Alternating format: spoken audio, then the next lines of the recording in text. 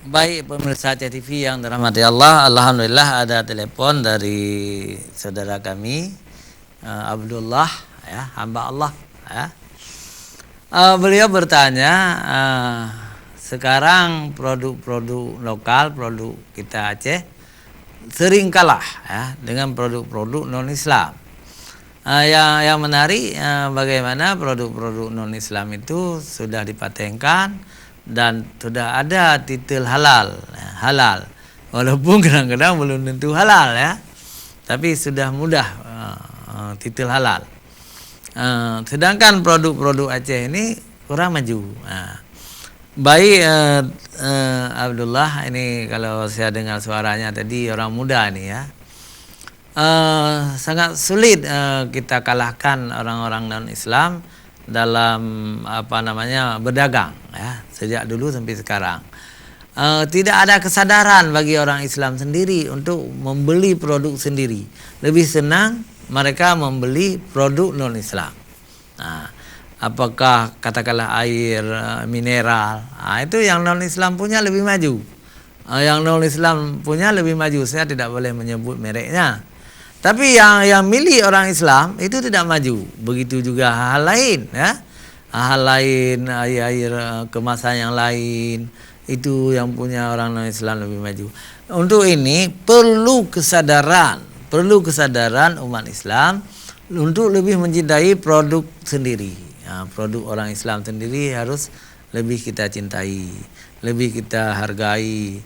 Kalau umat masih mencintai produk-produk non-Islam, itu orang Islam selalu kalah. Saya pikir begitu, Abdullah, ya. Saya pikir begitu. Jadi kalau Abdullah sudah ada usaha, ya, insya Allah dengan niat yang ikhlas, kalau kaya raya nanti jangan lupa memberi zakat, jangan lupa membantu fakir miskin, insya Allah usaha dari Abdullah akan maju. Insya Allah, tidak perlu khawatir, ya, akan maju sendiri. Kadang-kadang memang sangat sulit, ya, kita kalahkan orang-orang non-Islam karena mereka itu banyak sekali uangnya, banyak sekali uangnya. Sekarang semuanya hampir kalah, yang berbau-bau Islam hampir kalah. Yang menang adalah orang-orang yang non-Islam. Baik Abdullah, ya, ini menarik sekali. Terima kasih atas berani menelepon ke sini, ya, sangat bagus. Saya baca satu lagi dari Abi Husaini. Alhamdulillah Abi Husaini juga SMS, ya. Assalamualaikum warahmatullahi wabarakatuh. Waalaikumsalam warahmatullahi wabarakatuh. Ustadz Amir, apakah mencari dunia itu dilarang? Padahal di dunialah kita harus sukses, baru sukses di akhirat. Betul lebih seperti itu, ya. Maka doa kita, Rabbana atina fid dunya hasanah wa fil akhirati hasanah wa qina adzabannar. Itu ayat Quran, Nabi. Jadi, ya Tuhan kami, berilah kami kebahagiaan di dunia, berilah kami kebahagiaan di akhirat, dan lindungilah kami dari api neraka. Jadi tidak dilarang oleh agama, oleh Allah dan Rasulnya, tidak dilarang kita mencari kebahagiaan di dunia. Artinya kita jangan menjadi bangsa pengemis, jangan menjadi orang-orang yang lemah, jangan menjadi orang-orang yang ditindas, jangan menjadi orang-orang yang dihina, dijajah.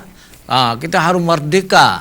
Jadi berjuang, bekerja seperti disuruh oleh Pak Jokowi, bekerja. Dengan bekerja kita mendapat harta, menuntut ilmu. Itu dianjurkan oleh imam kita, Imam Syafi'i radhiyallahu anhu, ya. Kita disuruh mencari ilmu, supaya kita cerdas. Hadis-hadis Nabi juga cukup banyak. Ilmu yang dimaksudkan itu bukan hanya ilmu agama, tetapi juga ilmu umum, ilmu pengetahuan, ilmu teknologi, ilmu ekonomi. Jadi dengan kemampuan kita menguasai ekonomi, kemampuan kita menguasai teknologi, maka kita akan bersaing dengan orang-orang Cina misalnya yang lebih duluan maju. Jadi orang Cina itu hanya memiliki satu toko, tetapi semua uang kita mengalir ke toko mereka. Sedangkan kita orang Aceh memiliki tanah sawah yang luas, memiliki kebun yang luas, memiliki halaman rumah yang luas, tetapi kita tidak bisa bergerak. Jadi Cina lebih pandai mencari uang. Jadi kita harus bersaing sekarang. Orang Aceh juga harus cerdas mencari uang. Baik pemirsa TV yang dirahmati Allah Subhanahu wa taala, terima kasih kepada Abi. Tidak dilarang kita mencari dunia, asal jangan lupa akhirat kita. Akhirat itu lebih abadi. Wal akhiratu khairu wa abqa. Dan hari akhirat itu lebih baik dan lebih abadi. Sedangkan dunia hanya sementara. Hidup kita juga sementara. Apalagi kalau usia kita sekarang sudah 60-an, sudah 70-an, nak trip li karena mati dia. Karena itu baik tua ke akhirat, baik tua ibadah kepada Allah, meminta kepada Allah supaya kita diampuni dosa-dosa kita. Alhamdulillah pemirsa TV. Memang harus seperti itu. Jadi sudah ada 2 orang yang SMS. Kita ingin lihat lagi. Oh, sudah masuk lagi. Dari M Nur Air. M Nur Air di Lambar Skype. Assalamualaikum Ustaz. Waalaikumsalam warahmatullahi wabarakatuh. Kenapa Ustaz sejak dulu sampai sekarang orang-orang Cina, baik yang di negeri mereka maupun di Indonesia, mereka lebih makmur, lebih cerdas dalam berusaha. Misalnya stroke untuk kita gunakan di hari raya, stroke manis. Tapi di Aceh ini dikuasai oleh stroke yang bukan orang Islam yang buat. Yang buat adalah orang non-Islam. Apakah orang Aceh tidak mampu sekedar membuat stroke dan memenangkan sirup? Bukan stroke di gunung. Sirup ya. Benar sirup nak tulis.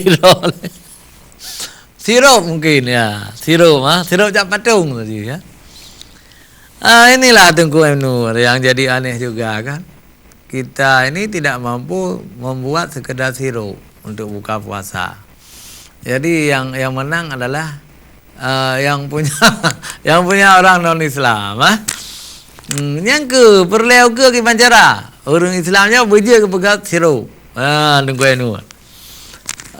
Yang kalau nak pegang ke rukuk kan. Rukuk putih pi madum hawa tengku-tengku ulama madum perleping rukuk ya. Walaupun pendapat rukuknya haram, tapi bagi orang merukuknya hang pati haram. Nya be anjir dia. Madum rukuk adalah non Islam yang pegang rukuk. Orang Aceh hanya ke pegang rukuk. Yang kau lihat ke Kibanjara ke bejigat. Tapi dang pabrik rukuk di Bandar Aceh no. Sehingga rukuk-rukuk non Islam mati. Karena rukuk roh dia. Yang cukup payah hanjir dia. Ya Allah dan ku mandum dia hanjir dia. Ke depan harus dia. Karena letak pengan. Orang yang terkaya di Indonesia adalah orang-orang non Islam yang porko. Yang porko. Yang porko nyanyi samtu gudang garamnya non Islam. Kaya raya awaknya. Karena geping rukuk le orang Islam. Seandainya orang Islam juga pegang rukuk, bangkrut awaknya. Tapi agak tak pegang apa no. Merukuk hanya tak pegang kecuali rukuk kan ya. Baik pemirsa TV yang dirahmati Allah Subhanahu wa taala, ya. Waktu hanya tinggal sedikit lagi. Kami ingin menjelaskan data inti dari ceramah hari ini. Sebagai orang Islam, kita berpedoman kepada Al-Quran dan Hadis dengan semangat menuntut ilmu yang dianjurkan oleh Rasulullah sallallahu alaihi wasallam, juga yang dianjurkan oleh Imam Syafi'i radhiyallahu anhu. Kita harus mampu memproduksi barang-barang kita yang halal untuk makanan, harus mampu kita kuasai teknologi, harus mampu kita kuasai ilmu pengetahuan. Dengan demikian seimbanglah dunia dan akhirat. Kalau kita tidak punya ilmu, kita akan dikalahkan oleh bangsa lain. Dengan adanya ilmu, kita bisa membanggakan diri bahwa umat Islam juga cerdas.